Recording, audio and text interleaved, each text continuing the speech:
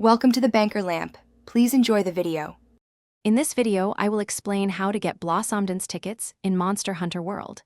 These special tickets are your key to crafting unique gear during the Spring Blossom Festival.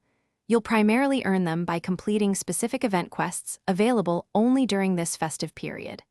It's a straightforward process, and with a little effort, you'll have enough tickets to craft all the exclusive items you desire.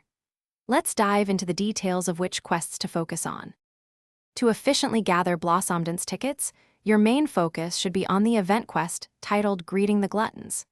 This quest tasks you with hunting 2 great Jagras in the ancient forest. It's a relatively easy and quick hunt, making it perfect for farming.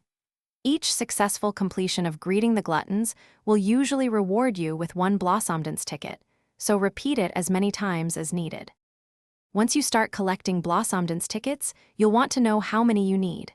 For the full Spring Blossom armor set, you'll typically require 5 tickets. If you're aiming for the layered armor version, that will be another 5 tickets. Don't forget about your Palico companion, as there's also special Spring Blossom gear for them, which also uses these tickets. Plan your hunts accordingly to get everything. To make the most of the Spring Blossom Festival, always check the in-game event schedule to confirm when it's active.